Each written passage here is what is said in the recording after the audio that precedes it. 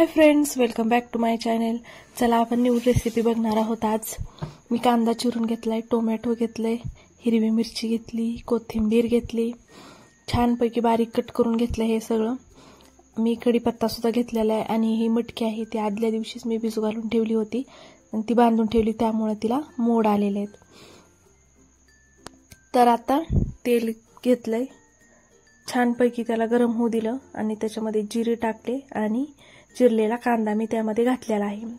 हा चिरलेला कांदा आता मस्त गोल्डन ब्राउन होईपर्यंत छानपैकी भाजून घ्यायचा किंवा परतून घ्यायचा।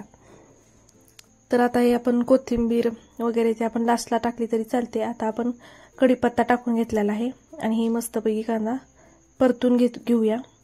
मटकी म्हटलं की उसळ इतकी भारी लागते आणि हे लहानापासून मोठ्यापर्यंत सगळे उसळ केली की सगळेजण खातात।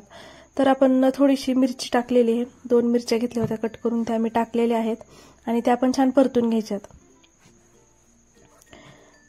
कुठल्याही कडधान्याची उसळ आता ह्याच्यामध्ये आपण चवीपुरतं मीठ टाकून घेऊया, कारण की मीठ आधीच टाकलं तर खूप छान असा कांदा परततो, लवकर परततो म्हटलं तरी चालेल, म्हणून मी आधीच मीठ टाकते कांद्यामध्ये।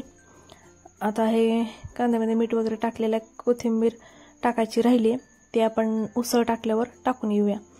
आता आपण ह्याच्यामध्ये हळद पण टाकू। हे मी चिरलेलं टोमॅटो टाकते ह्याच्यामध्ये, हे पण चांगलं मऊ होईपर्यंत परतून घेऊ।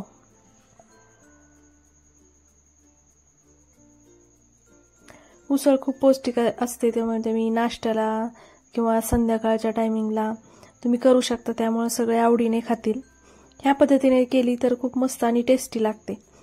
तर हे आपलं छानपैकी सगळं परतून झालेलं आहे। आता आपण जे मोड आलेली मटकी होती ती टाकणार आहोत आणि ह्याला पण छानपैकी परतून घ्यायचा। ह्याच्यामध्ये अजिबात पाणी घालायचं नाही, फक्त मटकी घालायची। आपण भाजी वगैरे काही करणार नाही, फक्त उसळ करणार आहोत, कोरडी अशी उसळ, ती पण वाफेवर शिजवून घेणार आहोत छान अशी, त्यामुळे त्याला टेस्ट पण खूप छान येते।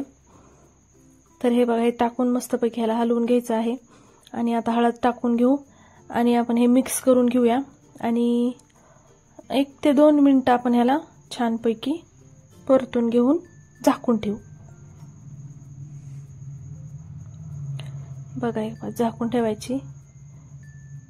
आता आपण कोथिंबीर टाकून घेऊया आणि थोडं मिक्स करून आणखीन 1-2 मिनिटं झाकून ठेवू। खूप टेस्टी लागते, तुम्ही पण नक्की ट्राय करा आणि कमेंटमध्ये सांगा की कशी आहे। हे बघा किती मस्त झालेली आहे, एकदम मस्त वास इतका तो भारी येत होता की बस। तर तुम्ही पण नक्की ट्राय करा आणि मला कमेंटमध्ये सांगा कशी झालेली आहे आणि जाता जाता चॅनेलला सबस्क्राईब करून जावा आणि व्हिडिओला सुद्धा लाईक करा। तर भेटूया पुढच्या व्हिडिओमध्ये छानपैकी रेसिपी घेऊन, तोपर्यंत आपल्या रेसिपी बघत राहा।